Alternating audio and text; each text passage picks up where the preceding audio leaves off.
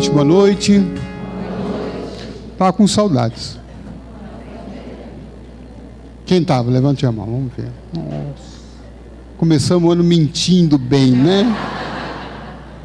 Que bom que estamos aqui, né? Novo ano, nova vida, novo calendário, não é isso? Os quilos são os mesmos, mas um pouquinho mais, né? Que bom. Vamos saudar os amigos que também estão pela internet nos acompanhando em várias partes, né, do nosso Brasil e também no exterior. Tem muita gente nos acompanhando. Uma salva de palmas para essa turma aí.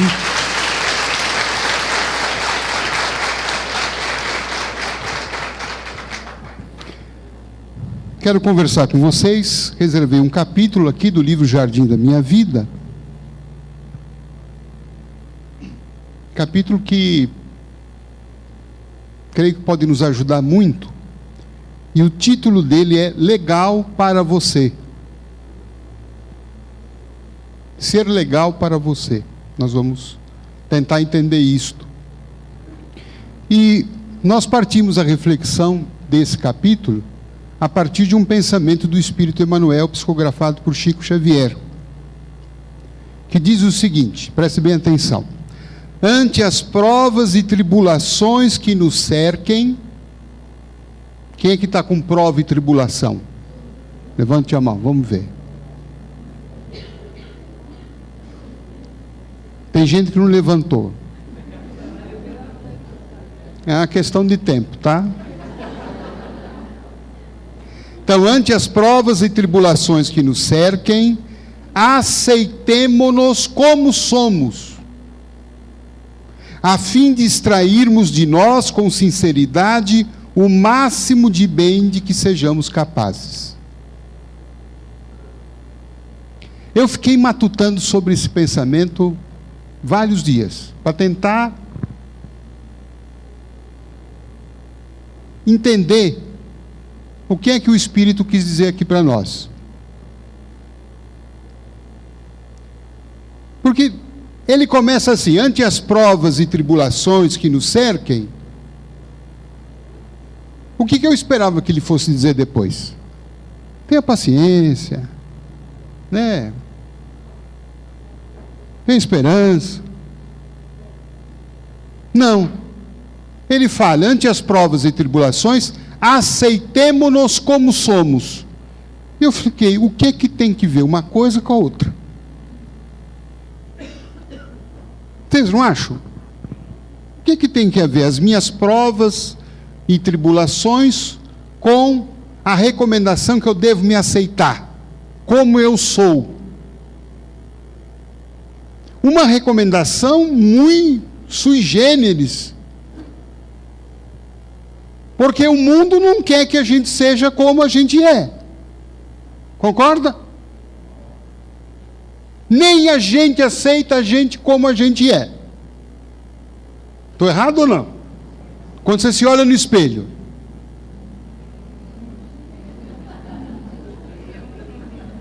quando sobe na balança,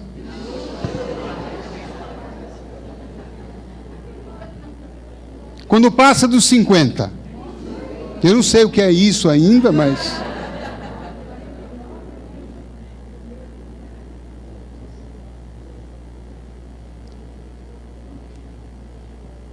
então veja a recomendação do Espírito.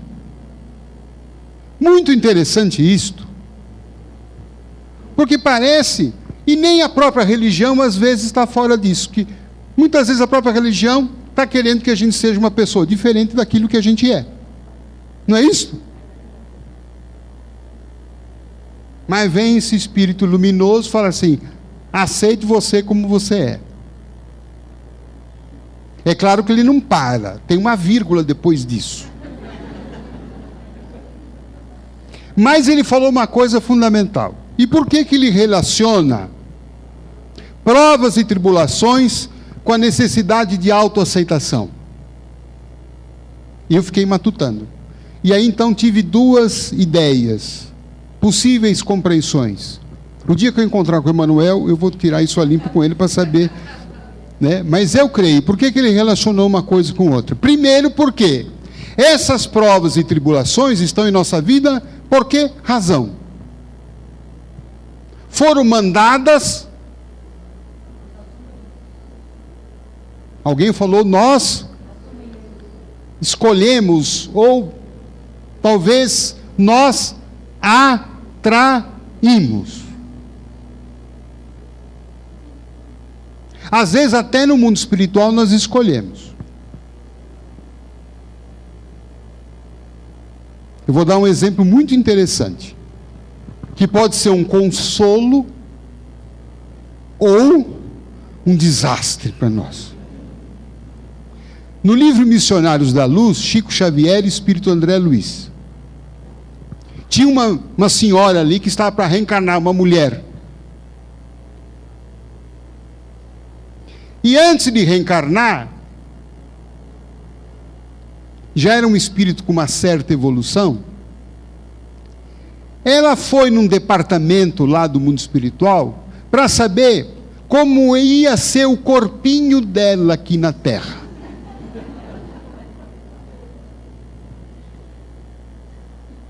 Aí apresentaram o molde.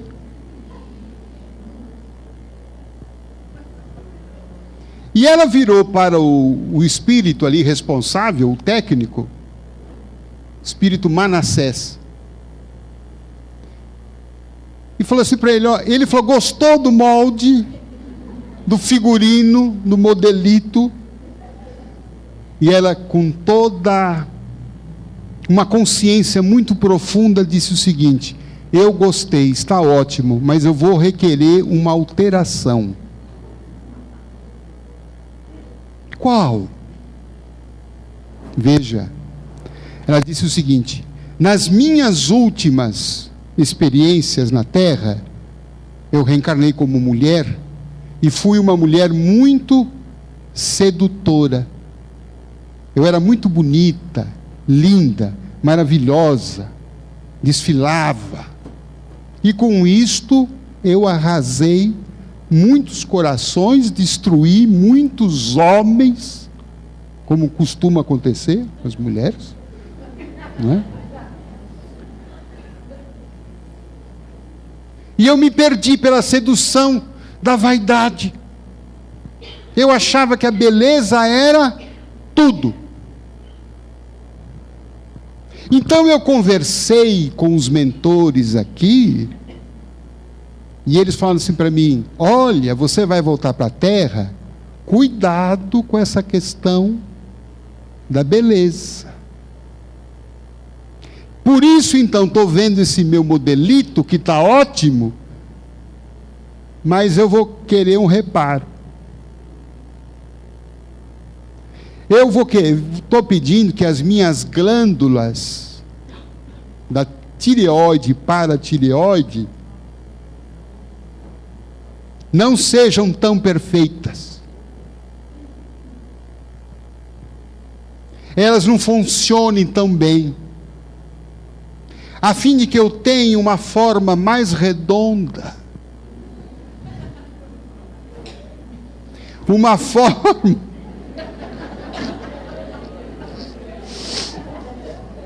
que fórmula alguma médica na Terra consiga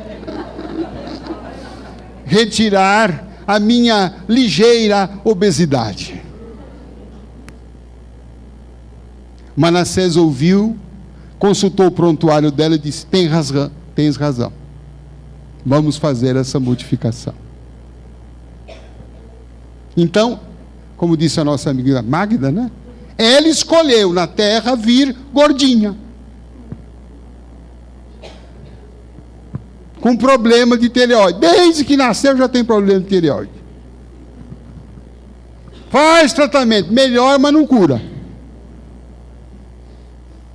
Ela vê uma pizza, já engordou só de ver. E depois dá raiva de ver aqueles magrinhos comendo aqueles Big Mac, né? E não engorda. Enfim, é uma doença escolhida, foi planejado aquilo. Mas às vezes não é escolha, planejamento. Às vezes o quê? Consequência dos nossos o quê? Atos. Lei de ação e reação. A semeadura é livre, mas a colheita é obrigatória. Isso vale tanto para as coisas que a gente já fez em outras vidas, como para as coisas que nós estamos fazendo nesta existência. Aliás, dizem os Espíritos que o que a gente traz da outra vida, de vidas passadas, é muito pouco em relação àquilo que nós estamos fazendo nesta vida. Então, às vezes, nós temos uma tendência de achar que tudo é vida passada. Não. Vida passada deve ser 20%, 25%. O resto é consequência das nossas escolhas dessa existência. Aquilo que a gente está escolhendo como? Aquilo que a gente está pensando, aquilo que a gente está falando, aquilo que a gente está sentindo e aquilo que a gente está fazendo.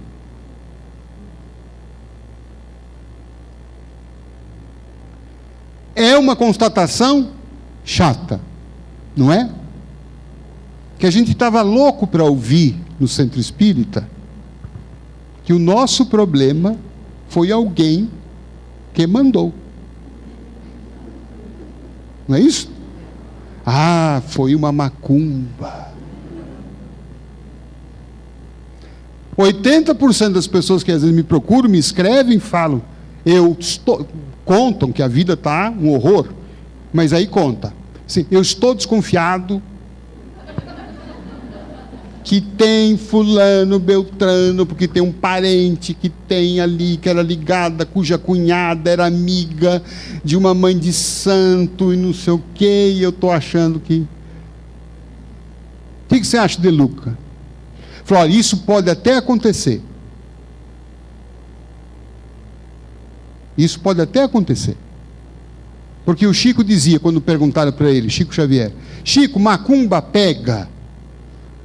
E aquele jeito mineiro dele, ele deu uma resposta assim, se você jogar uma bola na parede, e nessa parede tem um buraco, a bola passa. Como invariavelmente as nossas paredes estão meio esburacadas, todo mundo aqui é macumbável. Né? Todo mundo pode pegar. Inveja, mal olhado, essas coisas todas. Mas, no fundo, isso só acontece porque, de alguma forma, dentro de mim, eu tenho lá também as minhas feitiçarias. Não é? Não que a gente às vezes vá num terreiro, alguma coisa, às vezes até vá, né? Dá para ver aqui alguns assim. Mas a gente tem o quê? Qual é a maior magia?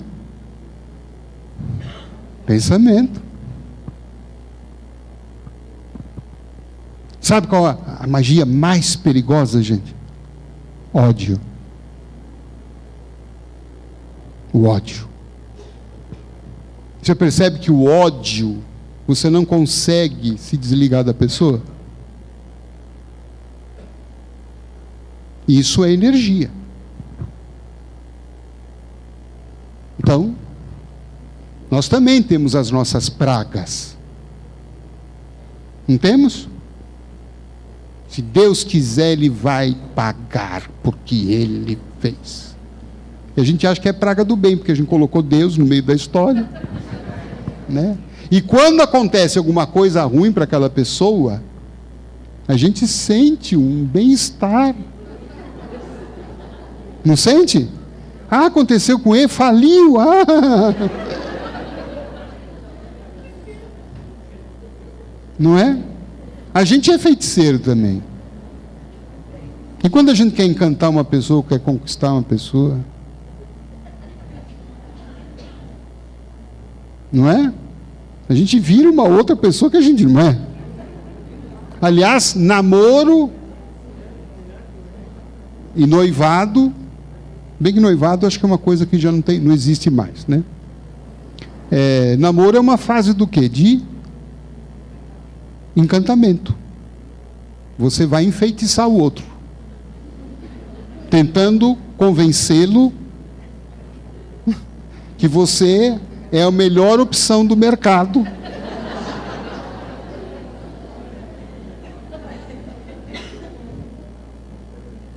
E é engraçado que Deus deixou que isso acontecesse.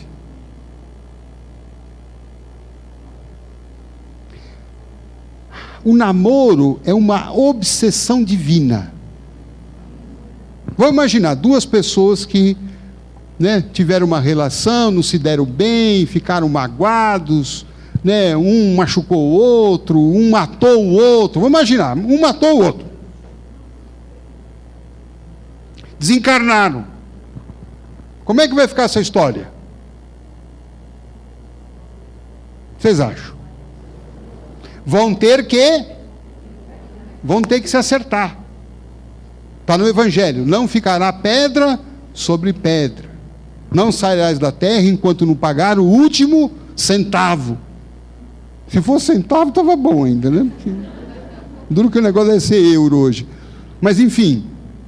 Ou seja, o projeto é que a gente se harmonize para que a gente aprenda a conviver com os outros. Então, aquele casal vai ter que se reencontrar. Provavelmente, quem sabe, numa primeira hipótese, vão voltar a ser marido e mulher outra vez. Ou mulher com mulher, marido com marido, não importa.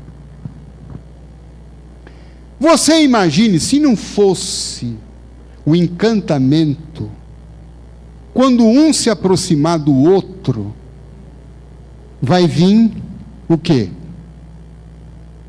Aquela lembrança, não do fato que aconteceu, porque isto a reencarnação apaga, mas fica o registro, não é? Fica o registro que aquela pessoa não é muito confiável. Imaginar, Débora, posso usar você? Então a Débora, com toda a grandeza do seu coração, envenenou o marido dela na última vida. Então ela se aproxima novamente nessa outra existência, se esqueceram tudo e eles se reencontram, Quando o ex se aproxima dela, é provável que ele sinta um certo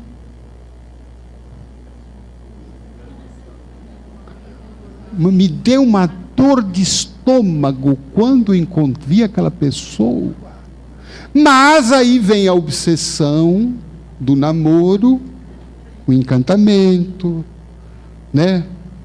a vozinha melosa, o vestidinho, sedutor, a voz doce, a pessoa meiga, não é?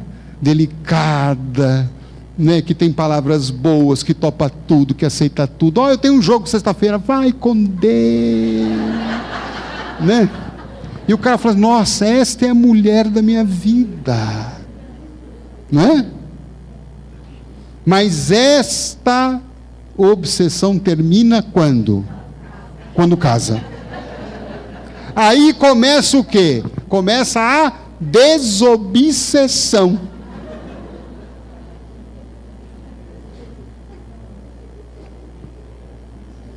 Bom, eu estou dando toda essa volta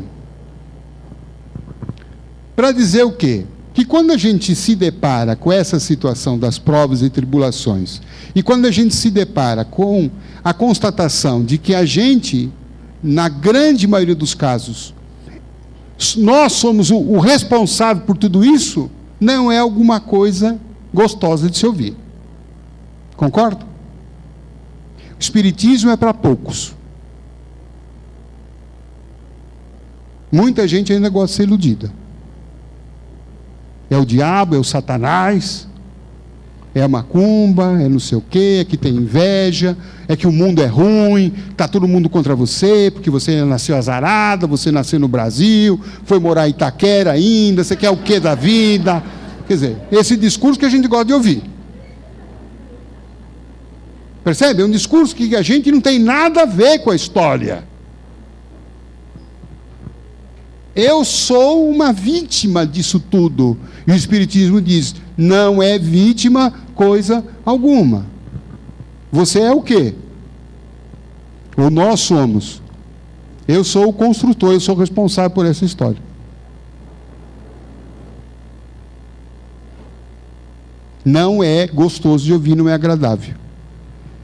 E quando a gente encara isso, a gente começa a olhar para dentro e fala: puxa, eu sou uma porcaria. Eu não valho nada. Eu sou uma peste. O pior que é. Mas aí a gente começa a entender então o conselho de Emmanuel. Dá para entender por que ele está falando agora? Diante disso tudo, não se recrimine, não se julgue, não se condene, não jogue a toalha, não desacredite de você. Qual é o primeiro passo que ele diz? Aceite você como você é.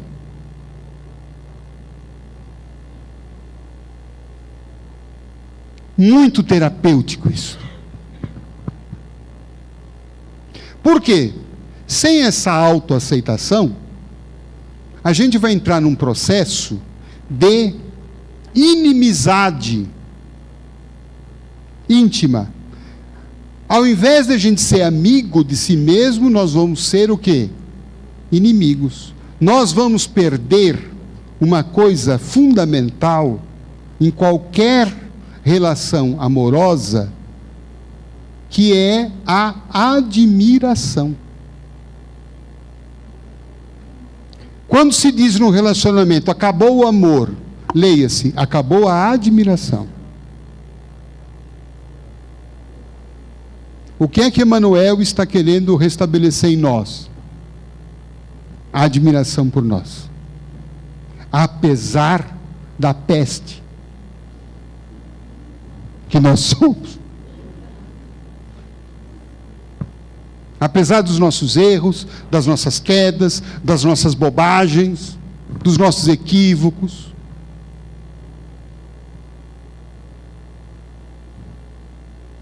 E Emmanuel está traduzindo o quê? Está traduzindo o amor divino.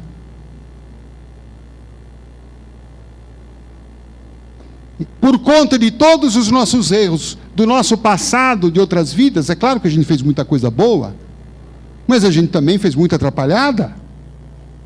Mas por conta disso tudo, o que é que Deus fez com a gente? Segundo a igreja, nós estaríamos no fogo eterno.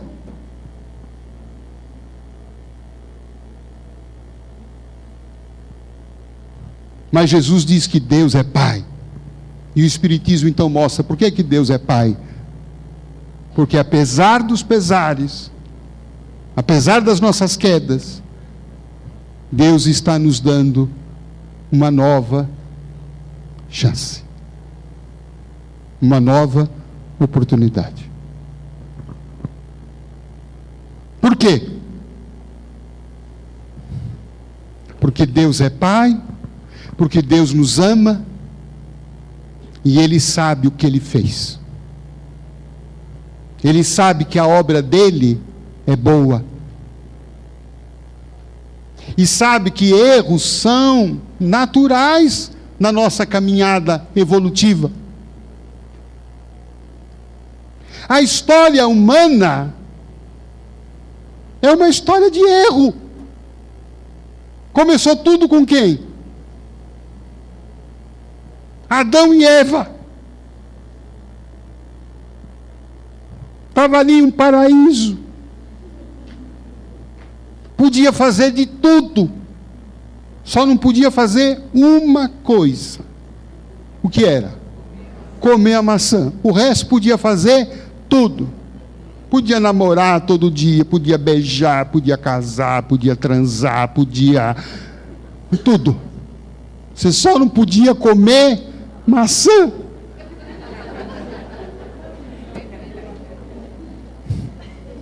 Pronto. Fomos expulsos do paraíso. porque foram comer exatamente a maçã. E nós estamos comendo maçãs até hoje. Não é? Mas o que é que Deus faz? Volta. É assim. Aprende com seus erros. Se renova. Volta ali reencarnar com a Débora. Débora volta a reencarnar com fulano. Agora, ao invés de envenená-lo, você vai perfumá-lo. Você vai levar copinho de água para ele. Vai levar café da manhã na cama para ele. Você vai arrumar uns pretendentes hoje, né? Não é? E cada vez que ela vai dar um perfume para ele, ele fala: o que ela está querendo, hein? Eu fiz uma comidinha, come primeiro você. Né? Ele não sabe o que acontece, mas ele sente que, não sei, tem alguma coisa estranha com essa moça aí. Não é assim?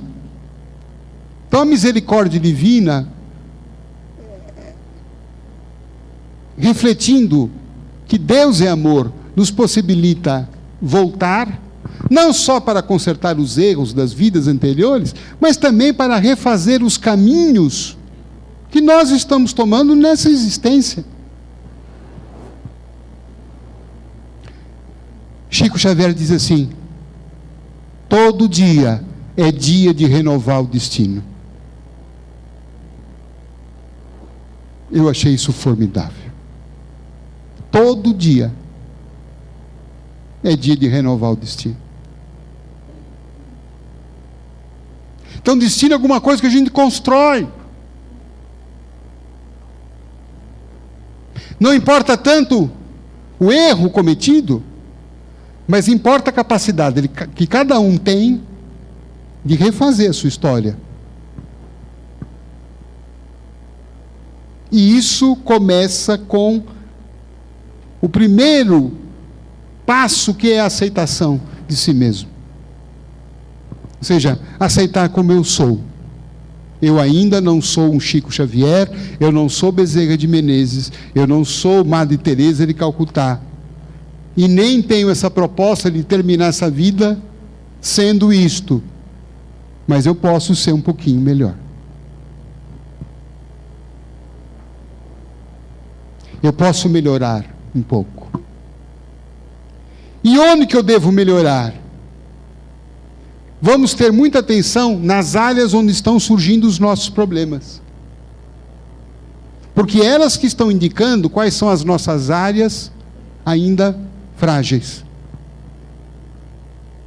Vamos imaginar, por exemplo, que uma pessoa esteja: olha, eu ando tendo muitos problemas de relacionamento, olha, todo mundo está brigando comigo, onde que eu vou? Ele é muita fofoca, eu vou lá no trabalho, as pessoas brigam de mim, falam comigo, eu saio do trabalho, eu vou para o outro, arrumo encrenca, não sei o quê, o mundo está me perseguindo. Não, presta atenção. Qual é talvez a mensagem que está chegando para nós?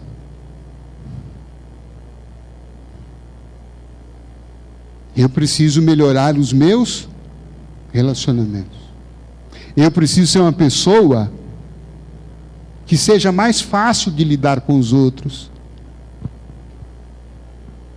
Eu não posso ser uma pessoa tão geniosa, tão implicante, tão cobradora.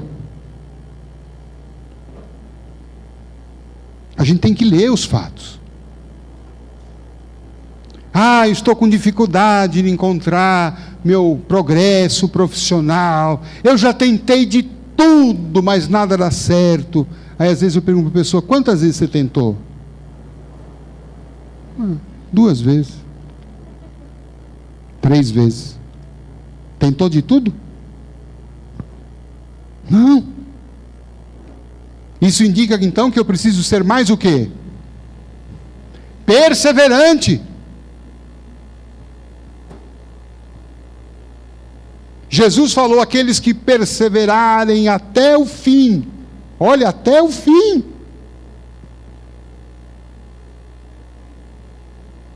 Ah, mas essa pessoa fez uma coisa para mim e não quero mais saber dela na frente.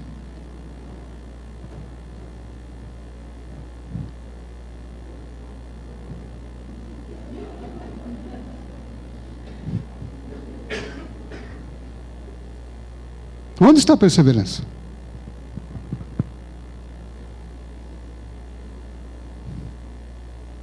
Conheço pessoas que prestaram um concurso público, foram reprovados assim, vexatoriamente. Nunca mais eu vou prestar. Eu também já caí nessa. Eu prestei 3. No terceiro, eu achei que eu ia passar. O primeiro, reprovado com honra ou mérito. O segundo, reprovado também, com mérito. O terceiro, eu achei que eu ia emplacar. Passei na primeira fase, quando fui para a segunda fase, reprovado. Tomei um choque. Eu fiquei, acho que umas 2 horas na Praça João Mendes ali, sentado num canteiro de obra. Eu não sabia para onde que eu ia. Eu esqueci onde que eu morava e saí com aquela determinação: nunca mais eu vou prestar concurso. E saí determinado. E assim fiquei 1 ano, 2 anos. E minha mãe: filho, por que não tenta outra vez? Não. O que era aquilo? O que era aquilo meu? Orgulho. Que eu estava o quê? Melindrado. Como eu não passei? Vocês acham que eu não sei, que eu não estudei, onde já se viu? Eu estava com meu orgulho ferido. Até um dia que minha mãe fez uma pergunta que foi difícil de respondê-la. Falou assim: filho, tudo bem, você não quer mais prestar. Mas pensa numa coisa, quando você ficar velhinho, e você pensar assim: e se eu tivesse tentado mais uma vez? Como é que você vai encarar essa pergunta?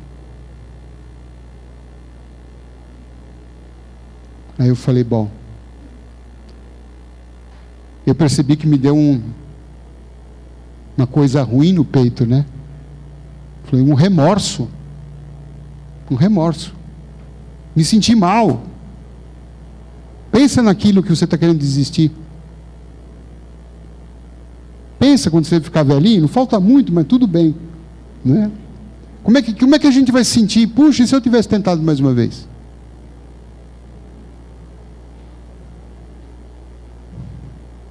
Ah, mas poderia ser que eu não tivesse passado. Poderia ser.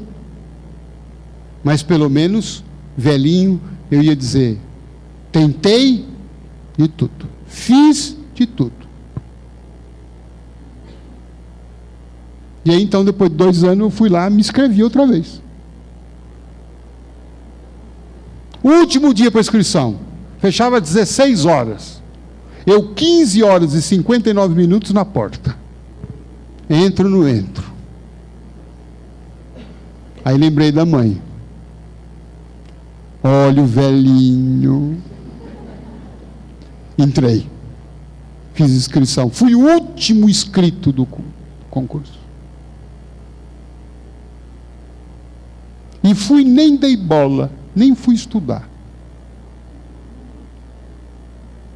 Passei na primeira fase. Continuei não estudando. Fui para a segunda fase, passei. Eu falei: opa, vou para a última fase. Aí fui estudar um pouco, óbvio. E foi o concurso que eu acabei entrando. Se eu não tivesse tentado outra vez, hoje eu talvez estaria dizendo o quê? O que eu estaria dizendo? Se eu tivesse tentado, ou então, diz assim, não tive sorte, Deus não quis, não era meu caminho. E tudo isso era verdade? Não. Tudo isso era, me perdoe, desculpa minha. Desculpa. Então, a mensagem de Emmanuel, ele procura restabelecer em nós, então, essa autoconfiança, ou seja, eu sou um espírito que estou progredindo aos poucos, tive méritos até agora, mas tive áreas da minha vida que eu ainda não me saí tão bem quanto eu espero sair, e que estou tendo agora uma nova oportunidade de fazer diferente. E isso só acontece por quê? Porque Deus confia em cada um de nós. Se Deus não confiasse em nós, Ele teria deixado lá no fogo eterno, né? Não é isso? Isso aqui não serve nada, vai para o lixo. Não. Exatamente porque Ele confia, porque dotou a cada um de nós de capacidades, é que Ele manda a gente de volta. E a partir dessa aceitação, eu estabeleço, gente, uma coisa mais agradável comigo. Qual é essa coisa mais agradável? É passar a ser amigo de mim. Isso é um pressuposto de um bem-estar emocional. Porque, meus amigos, se não tivermos essa amizade interior, de eu estar bem comigo, de eu confiar em mim, de eu me dar crédito, apesar de tudo, eu não consigo dar a volta por cima. Eu não vou conseguir reescrever uma história bonita na minha vida. Eu vou continuar repetindo os mesmos erros.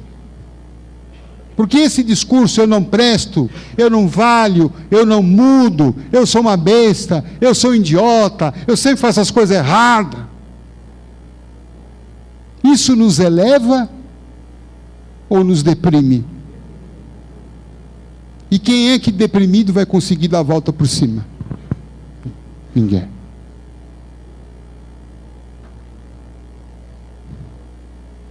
Quem é que se criticando, se depreciando, vai conseguir reunir forças para levantar de uma queda? Quando você sofre uma queda, uma frustração, uma reprovação, um rompimento no relacionamento, você está lá no chão. Quem é que vai levantar para nos reerguer? Pode ser que alguém apareça. Mas qual é a principal pessoa que pode fazer isso por nós? Somos nós mesmos. Porque eu sou a pessoa que convivo comigo 24 horas. Os outros estão momentaneamente. Nós estamos aqui com os bons espíritos, estimulando, né, as forças internas de cada um, mas daqui a pouco nós vamos embora. Daqui a pouco cada um de nós vai estar só consigo mesmo. E quem é que vai nos dar força? Quem é que vai nos motivar? Quem é que vai nos fazer levantar da cama amanhã cedo? Para enfrentar os leões que estão lá fora? Somos nós. E se eu não tiver essa atitude de força para comigo, eu não crio condições suficientes para que eu possa, então, modificar e fazer as transformações que eu preciso fazer. Transformações essas que eu reencarnei para isto.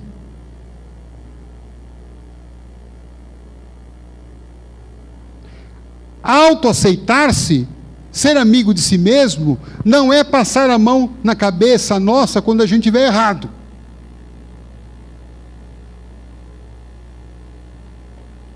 Se você se embriagou a noite inteira, ser amigo de si mesmo, não é chegar para você e falar assim, pô, Legal pra caramba, hein? Tomou engove?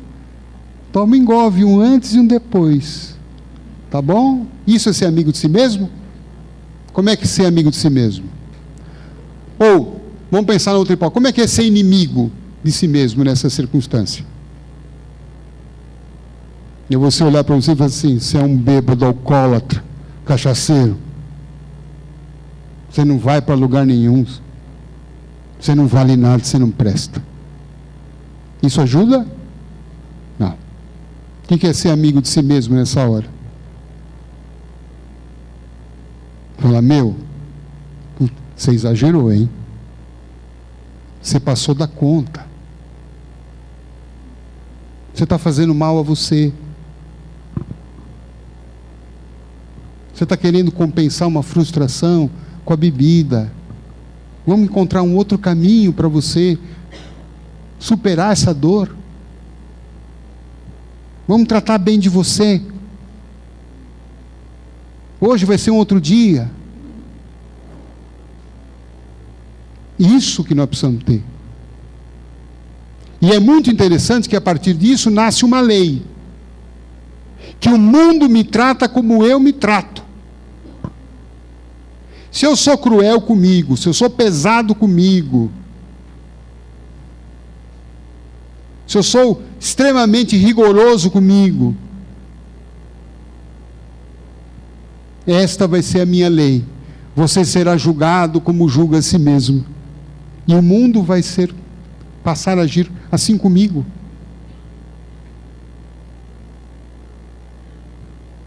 E se eu for assim comigo, eu vou ser assim com os outros. Eu vou ser um chato, eu vou ser um encrenqueiro, eu vou virar julgando os outros, condenando os outros. Chico Xavier falou assim, quem culpa muito os outros é porque não está aguentando carregar as culpas que tem.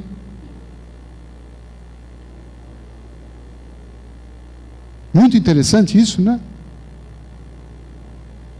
Por isso então a gente consegue entender Emmanuel falando da necessidade de a gente da autoaceitação, de olhar, de se enxergar, né? Ver que está na terra, é ainda um espírito imperfeito, não é projeto a gente sair daqui totalmente perfeito, ninguém se iluda quanto a isto, ninguém vai sair daqui, Joana d'Arc morrendo na fogueira, mas a gente pode sair daqui o quê? Eu gosto daquela expressão que o pai Joaquim me fala, filho, melhorzinho. Gente, quando ele falou isso para mim, me deu um alívio, porque eu tinha uns projetos assim muito... Sair daqui São Jorge Guerreiro, alguma coisa assim. Não, e ele falou assim para mim, não filho, menos, melhorzinho. Como é que a gente pode ser melhorzinho?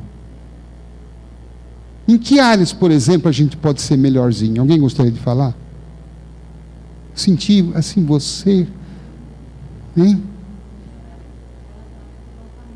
Ser melhorzinho para a família. Legal. Como é que é ser melhorzinho para a família?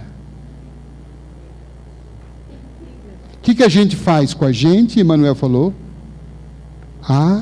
Aceitação. Não é?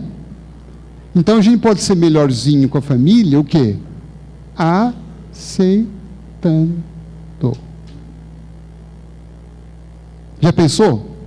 Você vai chegar em casa hoje melhorzinha com a família.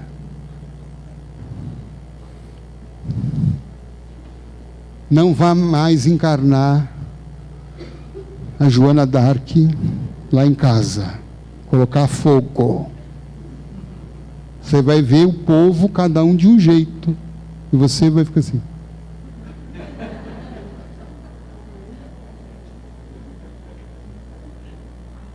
Ah, quer dizer que eu tenho que concordar com o jeito da pessoa? Não. Apenas a gente vai o quê?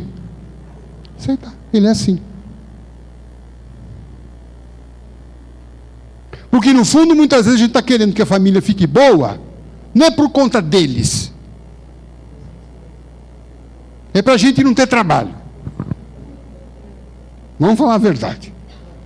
Não me dá dor de cabeça. A gente não quer saber deles, a gente está preocupado com a gente. Não venha trazer problema para mim. Não é? Vamos ter aceitação. O que mais pode deixar a gente melhorzinho em casa, por exemplo?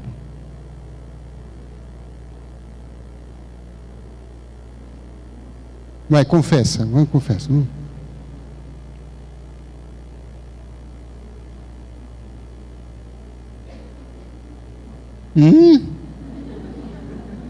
Cortaram a língua? Perdoar você? Tá, isso faz com que você possa perdoar também os outros, melhorando o relacionamento, concorda? Legal. Posso ter um pouquinho mais de bom humor? Não é? Sabe uma pesquisa que eu li recentemente? Os 100 segredos dos casais felizes. Um dos primeiros, entre os 10 primeiros, era ter bom humor. Difícil ter bom humor?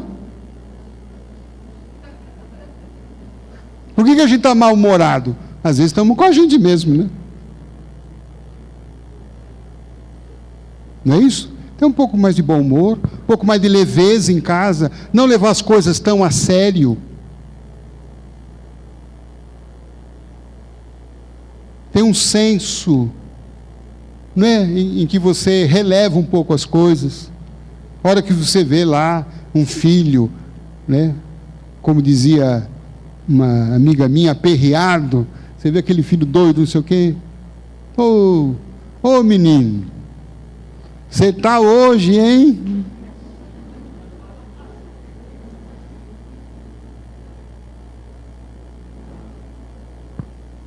Ter mais alegria em casa, ter mais bom humor.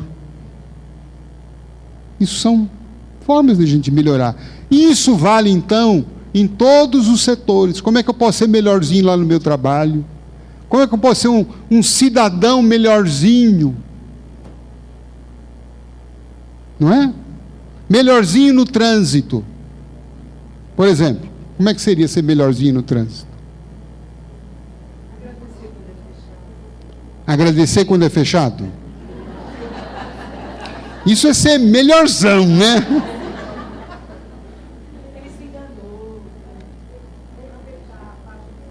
Respeitar a faixa de pedestre, não jogar papel no lixo, não é isso?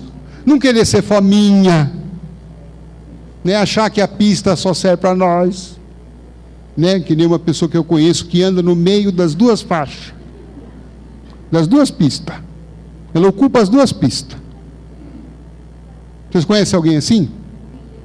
Eu sou assim, eu me conheço.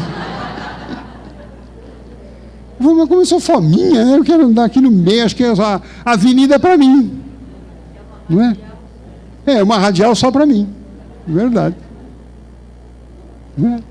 Enfim, cada um pode fazer essa pergunta: como é que eu posso ser melhorzinho? E quando a gente começa a melhorar, a confiar na gente, e a ver que a gente pode ir melhorando, a gente vai melhorando a nossa energia. Melhor energia em casa, melhor energia no trabalho, né? Onde que a gente está, a gente leva a nossa energia. E isso faz com que a gente possa, o quê? Modificando a nossa vida e resolvendo os desafios que a gente tem. Deu para entender, gente? Eu queria só encerrar.